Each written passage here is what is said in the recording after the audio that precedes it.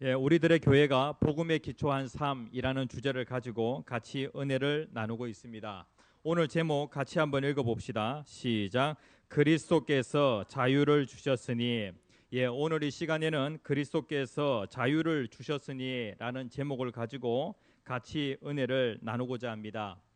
세상에는요, 두 가지 종류의 종교가 있습니다. 한 가지는요, 인간의 행위에 기초한 종교입니다. 인간의 행위에 기초한 종교. 다시 얘기하면은 이러한 그 구원을요, 자력 구원이라고 그렇게 얘기를 합니다.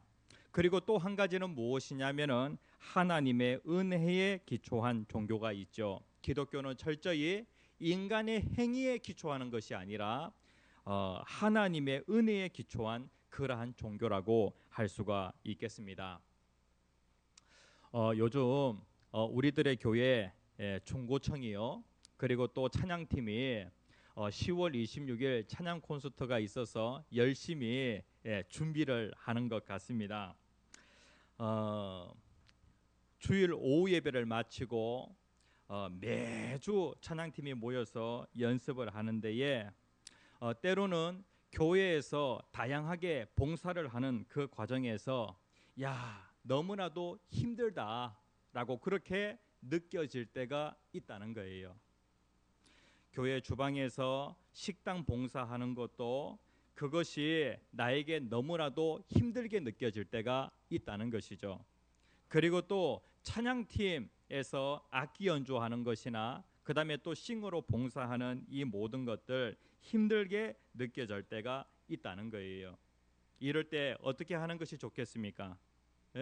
설거지 하는 거, 그리고 또 차량 봉사하는 거, 교회 안에서 여러 가지 봉사를 하게 되어지는데 이 모든 것들이 힘들게 느껴질 때가 있다는 것이죠.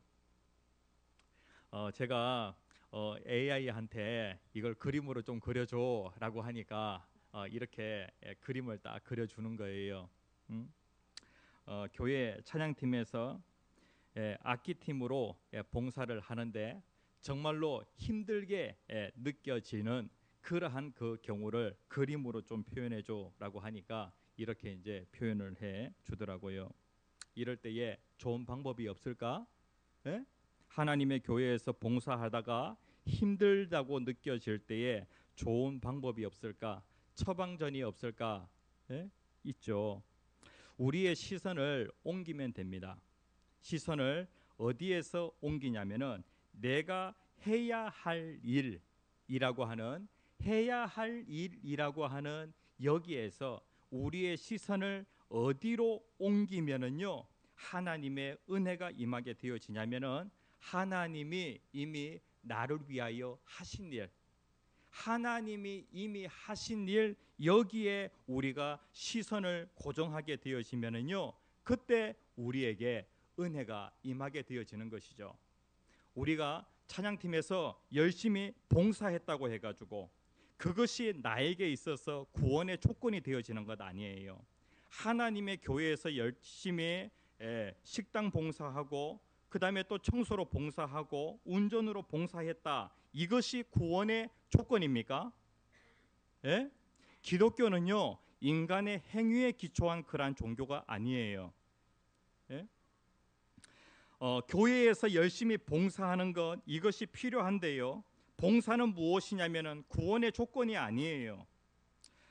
구원받은 자의 감사의 열매가 바로 봉사라는 것이죠.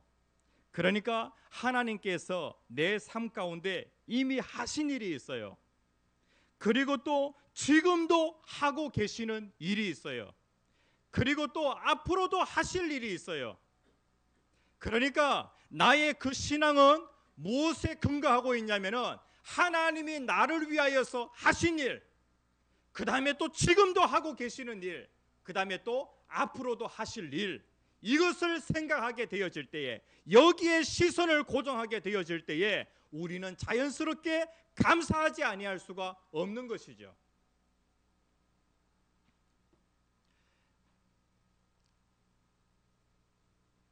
봉사는 같이 한번 읽어봅시다. 시작. 봉사는 구원의 조건이 아니라 구원받은 자의 감사의 열매라는 사실을 기억하세요. 하나님의 교회 안에서 내가 열심히 봉사한다고 해서 내가 천국 가는 것 아니에요. 천국은 그것으로 가는 것 아닙니다. 천국은 오직 예수를 믿음으로 말미암아 천국 갑니다.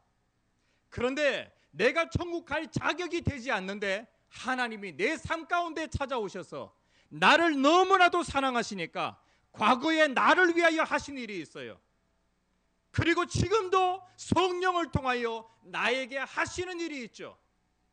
2000년 전에 예수님께서 십자가에서 못 박혀 죽으셨어요. 그리고 3일 만에 다시 살아나셨죠. 하나님이 어떤 분이신지 하나님의 그 사랑의 진심을 보려고 하면은 우리가 어디로 가면 되냐면은요, 십자가로 가면 돼요. 십자가가 있는 그 언덕으로 가게 되어지면은 거기에서 하나님의 진심을 확인하게 되어지는 것이죠.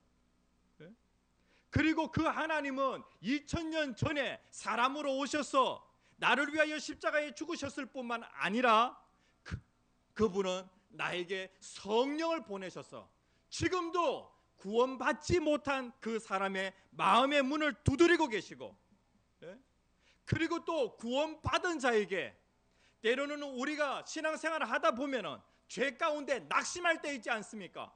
그리고 포기하려고 할 때에 그 주님께서 지금도 나를 견인하셔서 마지막에는 구원을 완성할 수 있도록 그렇게 인도하신다는 거예요. 그리고 그 예수님은 나를 사랑하셔서 마지막 날에 이 세상에 다시 오시겠다고 약속하셨고, 내가 천국 가는 데에 내가 혼자 들어가는 것이 아니라 그분이 나를 데리러 오시겠다고 약속을 하셨어요. 내가 이 모든 것들을 생각하게 되어질 때에, 내 시선을 거기에 초점을 맞추게 되어질 때에 하나님의 은혜가 나에게 밀려오게 되어지는 것이죠. 하나님, 내가 무엇인데 하나님 나를 이렇게 사랑해 주십니까?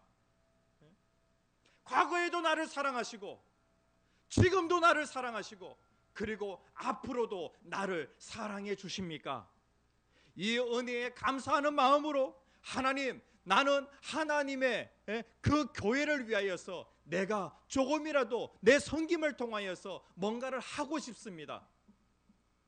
이러한 마음으로 하나님의 교회에서 봉사해야 한다는 거예요.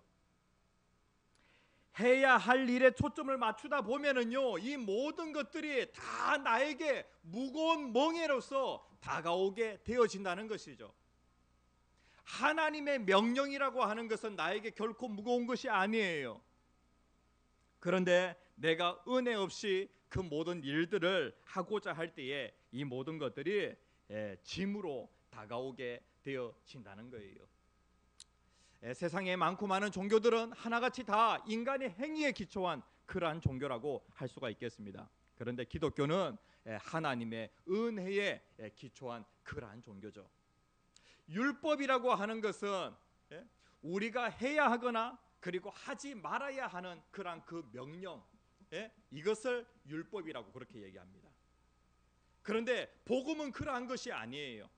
복음은 무엇이냐면은 하나님이 우리를 위하여, 죄인인 우리를 위하여, 연약한 우리를 위하여, 자주 넘어지는 우리를 위하여 하나님이 하신 일이 있어요. 그것이 바로 복음이에요. 복음이란 하나님께서 과거에 나를 위하여 하신 일이 있고, 그 다음에 또 지금도 하고 계시는 일이 있고, 앞으로도 하실 그 일이 있어요. 그 일을 믿는 것, 그것이 바로 복음이라는 거예요. 그런데 이 하나님께서 하신 일 가운데 가장 강력하면서 그리고 가장 아름다운 그 일이 무엇인가?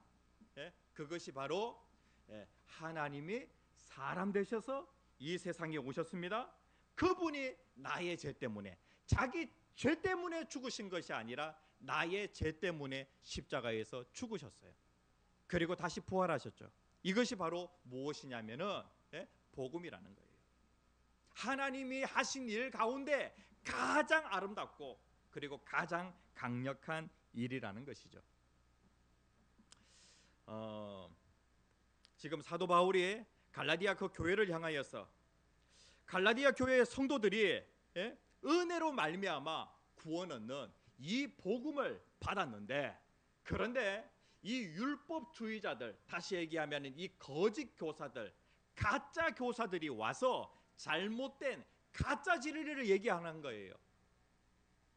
이렇게 되어지니까 어떻게 되어지냐면은 사도 바울이 이 갈라디아 지방에 있는 교회들에게 편지를 쓰게 되어진 것입니다.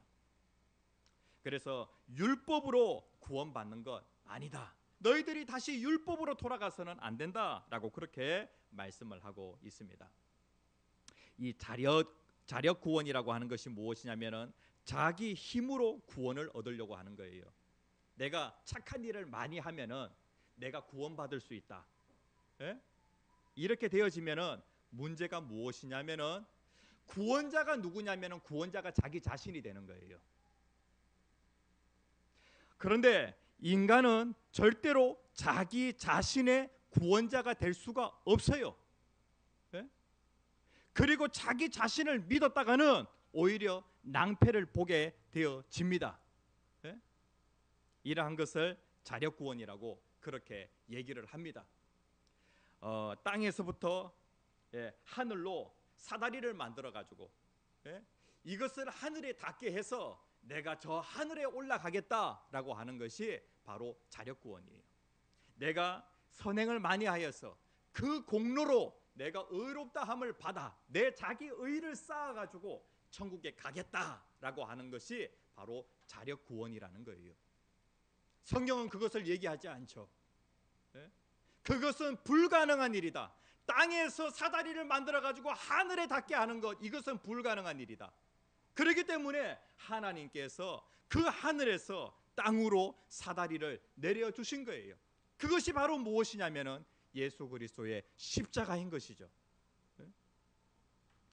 1절 말씀해 보면은 그리스도께서 우리를 자유롭게 하려고 자유를 주셨으니 라고 그렇게 말씀을 하고 있어요. 우리가 지난 시간에도 그 약속의 자녀와 종의 자녀가 있다 그랬죠.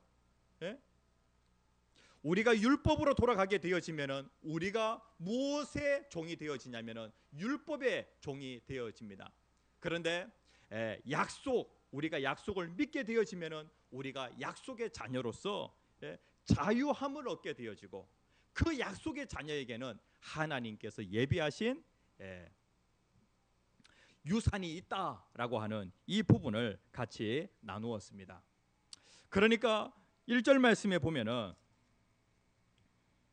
그리스도께서 우리를 자유롭게 하려고 자유를 주셨으니, 그렇기 때문에 우리는 이제 자유인이 되었다는 거예요.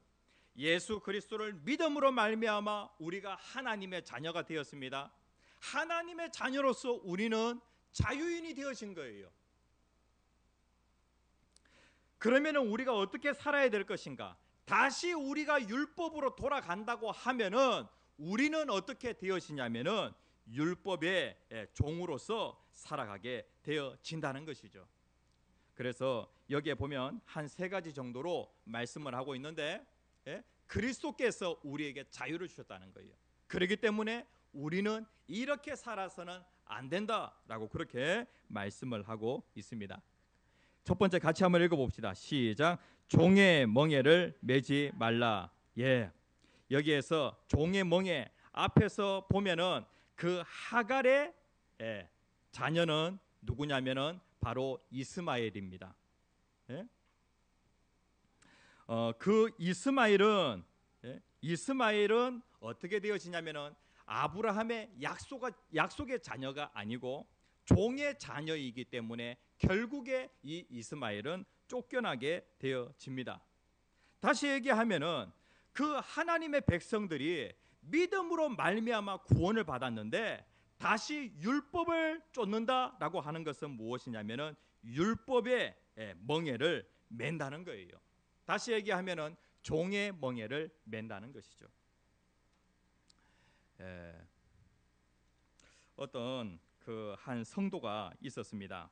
이 성도에게는 끊지 못하는 어떠한 습관이 있어가지고 무척 고민을 하고 있었습니다. 그래서 목사님을 찾아가게 되어지죠. 전 그것을 끊으려고 무척 노력했지만 별 수 없었어요 라고 그렇게 얘기를 하게 되어집니다. 그러니까 목사님께서 이렇게 말씀을 하십니다. 절대로 끊으려고 노력하지 마세요. 대신 성령으로 체험받도록 노력하십시오 라고 그렇게 얘기를 하게 되어집니다. 다시 얘기하면은 우리가 예수를 믿음으로 말미암아 우리는 약속의 자녀가 되었습니다. 예? 약속의 자녀가 되었는데 우리가 율법의 종으로서 내 힘으로서 뭔가를 갖다가 하려고 하지 말라는 거예요. 내 안에 약속의 자녀의 그 마음 가운데는 누가 계시냐면은 성령이 계십니다. 그래서 내 안에 계시는 성령이 어떻게 하시냐면은 그것을 끊을 수 있도록, 그것을 이길 수 있도록 그렇게 역사하신다는 거예요. 그래서 내 안에 계시는 성령이 일하시도록 성령으로 계속해서 체험받게 되어지면 저절로 끊어지게 되어집니다. 이것이 바로 약속의 그 자녀의 자유하는 삶입니다 라고 그렇게 얘기를 하게 되어집니다. 예수님께서 이러한 말씀을 하시는데 수고하고 무거운 짐진 자들아 다 내게로 오라 내가 너희를 쉬게 하리라 라고 그렇게 말씀을 하셨어요. 그러니까 예수를 믿는 자에게 율법이라고 하는 것은 무거운 짐이 아니라는 거예요. 예수님께서 내 멍에는 쉽고 내 짐은 가벼움이라 라고 그렇게 30절에 말씀을 하고 계시는데 예수님께서 우리에게 주시는 그 멍에 이것이 결코 무거운 그런 멍에가 아니라는 것이죠. 내 안에 예수를 믿는 각 사람들의 마음 가운데 성령을 주시기 때문에 성령이 내 안에서 그 율법을 행할 수 있는 그런 힘을 주십니다. 그렇기 때문에 그 예수님의 그 법이라고 하는 것은 율법보다도 더 큰 그 법인데 그런데 그것을 행할 수 있도록 내 안에 성령께서 역사하신다는 것이죠. 사도 바울은 이 부분과 관련하여서 이렇게 말씀하고 있습니다. 로마서 8장 1절 말씀에 보면 그러므로 이제 그리스도 예수 안에 있는 자에게는 결코 정죄함이 없나니 세상에 두 가지의 그 원리가 있는데 이것을 이렇게 설명하고 있어요. 생명의 성령의 법과 그 다음에 죄와 사망의 법이 있다는 거예요. 우리가 율법을 쫓아가서 그러니까 모든 사람들은 다 예수 밖에 있을 때에 우리는 무엇 아래에 있었냐면 율법 아래에 있었어요. 다시 얘기하면은 각 사람들은 다 도덕법 아래에 있었다는 것이죠. 그런데 내가 이렇게 살아야 되는데 그런데 이렇게 살지 못하는 우리 자신을 발견하게 되어집니다. 이러한 자들을 위하여서 하나님께서 새로운 그 원리를 만드셨는데 그것이 무엇이냐면은 생명의 성령의 법이라는 거예요. 내 힘으로 할 수 없는 그러니까 자기의 힘으로 구원을 이루어 나갈 수 없는 율법대로 순종해서 살아갈 수 없는 우리들을 위하여서 하나님께서 이 세상에 오셨고 그리고 예수 그리스도의 그 십자가 부활을 믿는 그 사람에게 성령을 보내주신 것이죠. 복음이라고 하는 것은 무엇이냐면은 내가 하는 것이 복음이 아니라 하나님이 나를 위하여 하셨는데 과거에 하셨고 지금도 하시고 그리고 앞으로도 하시는데 이것을 전적으로 신뢰하며 나아가는 것이 바로 무엇이냐면은 복음이에요. 그런데 여러분들 신앙생활 할 때에 신앙생활 어떻게 하고 계세요? 하나님의 교회 안에서 여러분들은 자유인으로서 그렇게 신앙생활을 하고 계세요? 아니면은 여러분들 신앙생활이라고 하는 것이 또 다른 그런 무거운 멍에가 돼가지고 소가 항상 이 멍에를 메고 짐을 지고 살아가는 것처럼 여러분들 그렇게 살아가고 있지는 않습니까? 하나님께서 하나님의 자녀들에게 원하시는 삶이라고 하는 것은 무엇이냐면은 자유하는 예수 그리스도 안에서 자유하는 그러한 삶을 살기를 원하시는 거예요. 매주 찬양팀을 서게 되어지는데 이 찬양팀을 설 때마다 항상 내가 해야 할 일만 생각이 나는 거예요. 하나님은 이렇게 우리가 봉사하기를 원하지 아니하신다는 것이죠. 이미 하나님께서 나를 사랑하셔서 나에게 하나님이 하신 그 어마어마한 일이 있어요. 이것을 생각하게 되어질 때에 거기에서 은혜가 임하게 되어지고, 그리고 내 실력은 부족하고, 그리고 내 감정이라고 하는 것은 한 주 한 주 그때그때마다 내 감정이라고 하는 것은 어떨 때는 아주 기분 좋을 때가 있고 어떨 때는 아주 기분이 안 좋을 때가 있어요. 그러할 때에도 찬양팀에 서야 되잖아요. 그런데 내 안에 계시는 성령을 내가 의지하게 되어질 때에 어떻게 되어지냐면은, 내가 악기를 들고 있으면서 내가 교회 안에서 봉사를 하면서 나는 자유하게 되어지는 거예요. 자유를 누리면서 은혜 속에서 하나님의 일을 하게 되어지는 것이죠.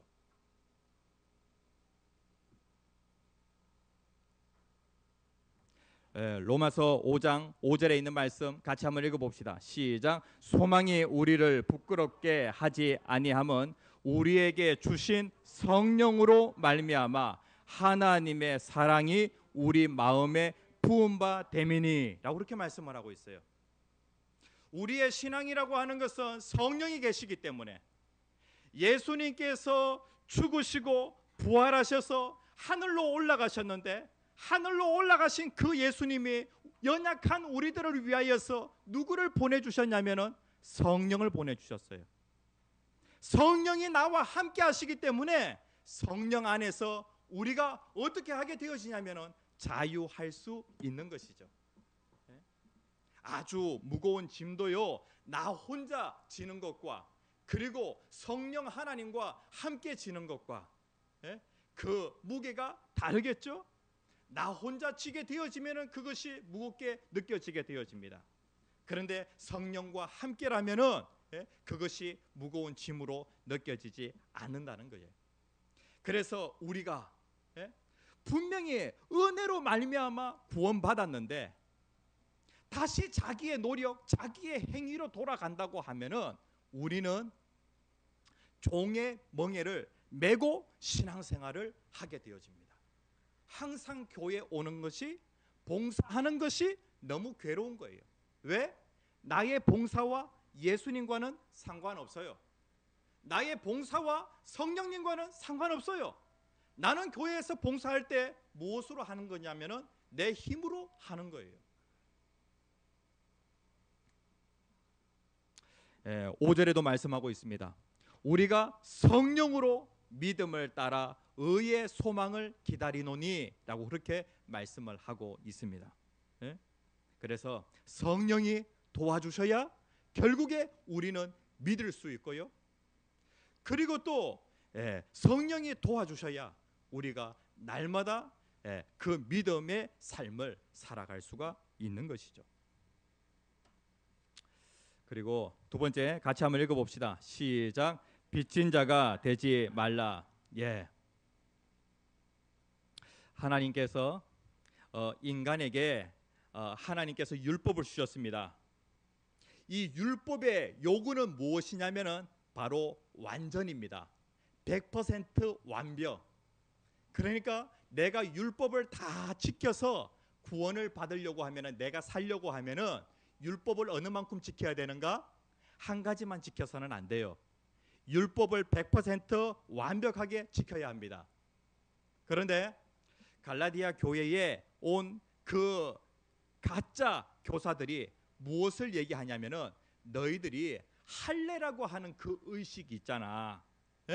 이 할례 의식을 너희들이 받아야 구원을 받을 수 있어 라고 그렇게 얘기를 하는 거예요. 갈라디아 교회 성도는 예수님을 믿음으로 말미암아, 믿으면 하나님이 구원하시겠다고 약속하셨으니까 그것을 믿음으로 구원을 받았는데, 그런데 갈라디아 교회 성도들 가운데 아직 할례를 받지 않고 있는 자들이 있다는 거예요. 구약 이스라엘 백성들에게는 하나님의 백성이라고 하는 표시가 무엇이었냐면은 바로 할례였어요. 그러니까 그 가짜 교사들이 갈라디아 교회에 와서 뭘 얘기하냐면은, 너희들 의식 가운데 할례 있잖아. 할례를 꼭 받아야지만이 너희들이 구원을 받을 수 있어 라고 그렇게 얘기를 한 거예요. 이 할례라고 하는 게 뭐예요? 율법이죠. 그런데 사도 바울이 뭐라고 얘기하냐면은, 너희들이 할례 하나 그것 행한다고 해가지고 구원을 받을 것 같으면은 할례뿐만 아니라 율법에 있는 나머지도 너희들이 다 행해라. 그래야 율법의 요구를 너희들이 이룰 수가 있다라고 그렇게 말씀을 하고 있는 거예요. 율법으로 돌아가면은 평생 우리는요 율법의 요구에 대하여 빚진 자로서 살아가는 겁니다.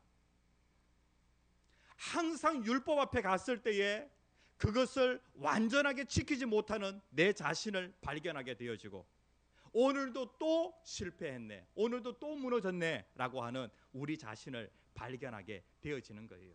항상 율법에 대하여 죄의 빚진 자로서의 삶을 살게 되어집니다.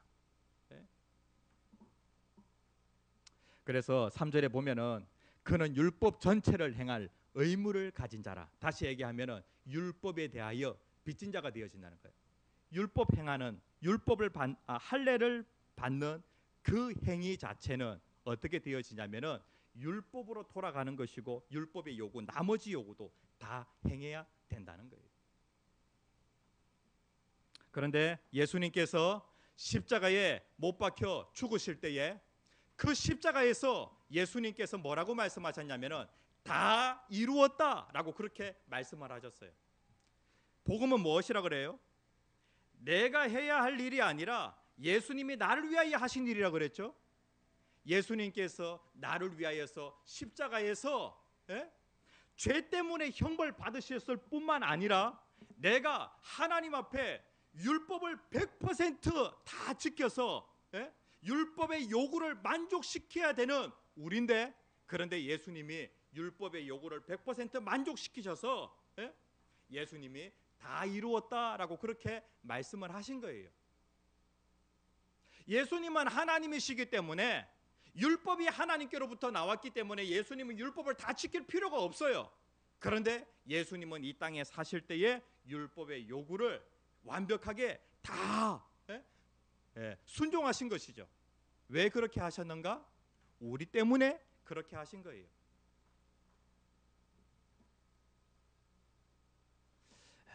그래서 우리에게는 다른 길이 없어요. 세상에 종교는 두 가지의 종교가 있다 그랬죠. 인간의 행위에 기초한 종교. 그런데 그것으로 인하여서 우리가 구원을 받을 수 있는가? 성경은 뭐라고 얘기하냐면은 구원의 길은 여러 개의 그 방법이 있는 것이 아니라 한 가지밖에 없다. 사도행전 4장 12절 말씀 같이 한번 읽어봅시다. 시작. 다른 이로서는 구원을 받을 수 없나니 천하 사람 중에 구원을 받을 만한 다른 이름을 우리에게 주신 일이 없습니다. 구원의 길과 관련하여서 다른 건 없다는 거예요. 그 다음에 요한복음 14장 6절에 있는 말씀도 우리가 잘 아는 말씀입니다. 같이 읽겠습니다. 시작. 예수께서 이르시되 내가 곧 길이요 진리요 생명이니 나로 말미암지 않고는 아버지께로 올 자가 없느니라. 다른 구원의 길이 없다라고 그렇게 말씀하고 있어요. 인간으로서는 할 수 없기 때문에 하나님이 그 모든 것들을 날 위하여 하셨어요. 하나님은 우리를 정말로 사랑하십니다. 하나님이 우리에게 진심을 보여주셨는데, 나를 얼마나 사랑하시는지 십자가를 통하여서 하나님 자신의 진심을 우리에게 보여주신 거예요. 그런데 우리는요, 세상의 많은 사람들 가운데 하나님의 그 진심을 의심하는 사람들이 참 많이 있어요. 하나님은 그 역사 가운데 하나님이 우리를 얼마나 사랑하시는지 그 진심을 다양한 방법을 통하여 우리에게 보여주셨고, 하나님이 보여주신 것 중에 그 압권이 무엇이냐면은 바로 십자가, 부활, 이것이 바로 하나님의 진심의 정수라는 거예요. 그런데 지금 갈라디아 교회 성도들이 막 흔들리고 있어요. 은혜로 시작했다가 지금은 그들이 무엇만 바라보고 있냐면은 자기가 해야 할 일, 이것만 바라보고 있는 거예요. 이러니까 하나님의 교회 안에서 기쁨이 없고, 그리고 감사 없고, 은혜 없이 그렇게 신앙생활을 하게 될 그러한 그 위험에 처해 있는 것이죠. 갈라디아 교회도 한때 아주 은혜로웠던 적이 있었어요. 갈라디아서 4장 14절에서 15절에 있는 말씀, 한 장만 앞으로 넘기시면 있습니다. 갈라디아서 4장 14절 15절 같이 읽겠습니다. 시작. 너희를 시험하는 것이 내 육체에 있으되 이것을 너희가 없인 여기지도 아니하며 버리지도 아니하고 오직 나를 하나님의 천사와 같이 또는 그리스도 예수와 같이 영접하였도다. 너희의 복이 지금 어디 있느냐? 내가 너희에게 증언하노니 너희가 할 수만 있었더라면 너희의 눈이라도 빼어 나에게 주었으리라. 그렇게 말씀을 하고 있어요. 특별히 이 갈라디아 교회는 사도 바울이 개척한 교회인데 사도 바울이 증거한 그 복음의 말씀을 예전에는 정말로 잘 받았다는 거예요. 사도 바울의 천사와 같이, 그 다음에 또 예수 그리스도와 같이 잘 영접을 했다는 것이죠. 그리고 또 사도 바울에게 눈이라도 떼어주려고 할 정도로 그렇게 그들은 헌신적으로 복음을 붙들고 살았다는 거예요.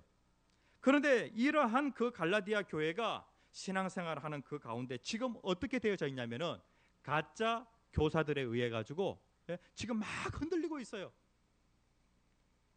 그것을 어떻게 표현하고 있냐면은 7절에 너희가 다름질을 잘하더니 누가 너희를 막아 진리를 순종하지 못하게 하더냐. 아니 경주를 할 때에 마지막 그 결승 그 지점이 있잖아요. 거기에 도착할 때까지 최선을 다해야죠. 그런데 신앙생활 하다가 열심히 달리고 있는데 경주자가 지금 한눈 팔고 있는 거예요. 우리들의 교회 성도님들 구원은요, 처음부터 끝까지 예수 그리스도 바라봐야 돼요. 그리고 하나님의 교회에서 봉사할 때도 마찬가지예요. 예수를 바라봐야 돼요. 예수가 나를 위하여서 하신 일, 지금도 지금 이 순간에 이 시간에 예수가 나를 위하여서 하고 계시는 일, 그리고 앞으로도 예수가 나를 위하여 하실 그 일, 그 은혜를 우리가 생각하게 되어질 때 거기에서 내 안에서 막 보이지 않는 강력한 힘이 나와서 나를 악기 연주하도록 그렇게 합니다. 나를 청소하도록 하고 나를 식당 봉사하도록 그렇게 합니다.